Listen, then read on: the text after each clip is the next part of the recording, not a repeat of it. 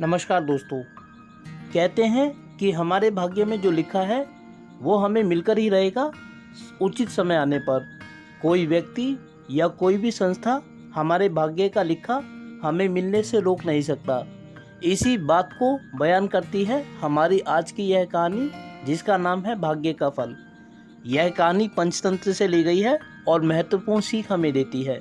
तो आइए जानते हैं कि क्या बताती है यह कहानी हमें भाग्य के बारे में, जिसका नाम है भाग्य का फल। किसी नगर में सागर दत्त नाम का एक वैश्य रहता था। उसके लड़के ने एक बार 100 रुपये में बिकने वाली एक पुस्तक खरीदी। उस पुस्तक में केवल एक श्लोक लिखा था, जो वस्तु जिसको मिलने वाली होती है वह उसे अवश्य मिलती है। उस वस्तु की प्राप्ति को विधाता भी नहीं रोक सकता। जो वस्तु दूसरों को मिलने वाली होगी वह हमें नहीं मिल सकती, और जो हमें मिलने वाली है वह दूसरों को नहीं मिल सकती। अपने पुत्र से पुस्तक का मूल्य जानकर सागर दत्त कुपित हो गया।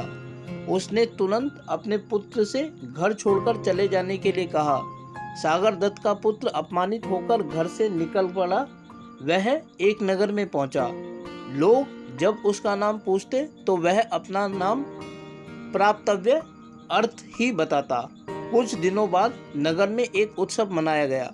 नगर की राजकुमारी चंद्रावती अपनी सहेली के साथ उत्सव की शोभा देखने निकली। वह जब नगर का भ्रमण कर रही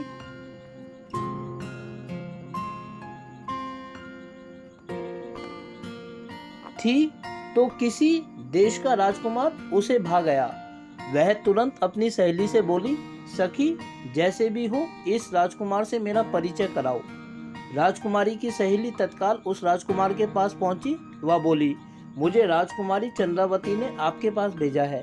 आप तुरंत उनके पास ना गए तो वे मर जाएंगी। इस पर राजपुत्र ने कहा, यदि ऐसा है तो बताओ कि मैं उनके पास किस समय व किस प्रकार पहुंच सकता हूं। राजकुमारी की सहेली बोली, रात्रि के समय उसके शयन कक्ष में एक मजबूत रस्सी लटकी हुई मिलेगी। आप उस पर चढ़कर राजकुमारी के कक्ष में पहुंच जाना। राजकुमार रात्रि की प्रतीक्षा करने लगा, किंतु रात हो जाने पर कुछ सोचकर उस राजपुत्र ने राजकुमारी के कक्ष में जाना एकाएक स्थगित कर दिया। संयोग से वैश्यपुत्र प्राप्तव्य अर्थ उधर से ही निकल रहा था। उसने रस्सी लटकी देखी तो वह उस पर चढ़कर राजकुमारी के कक्ष में पहुंच गया।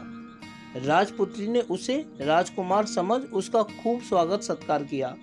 वैश्यपुत्र के स्पर्श से रोमांचित होकर उस राजकुमारी ने कहा, मैं आपके दर्शन मात्र से ही अनुरक्त होकर आपको अपना दिल दे बैठी हूँ। अब आपको छोड़कर किसी और को पति रूप में वरण नहीं करूँगी। वैश्यपुत्र कुछ नहीं बोला, वह शांत बैठा रहा। इस पर राजकुमारी ने कहा, आप मुझसे बोल क्यों नहीं रहे हैं, क्या बात है? तब वैश्यपुत्र बोला, मनुष्य प्राप्तक वस्तु को प्राप्त कर ही लेता है। यह सुनकर राजपुत्री को संदेह हो गया। उसने तत्काल उसे अपने शयन कक्ष से बाहर भगा दिया।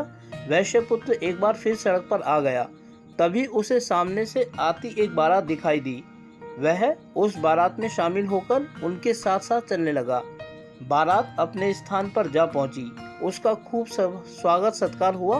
विवाह का मुहूर्त होने पर सेठ की कन्या सज धज कर विवाह मंडप के समीप आई। उसी क्षण एक मदमस्त हाथी अपने महावत को मारकर भागता हुआ उधर आ पहुंचा। वहां भगदड़ मच गई। कन्या उस स्थान पर अकेली रह गई।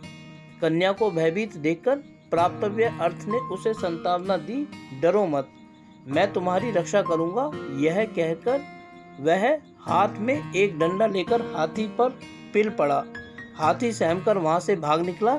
हाथी के चले जाने पर वर अपनी बारात के साथ वापस लौटा, किंतु अब सेठ की बेटी उससे शादी करने को तैयार न थी।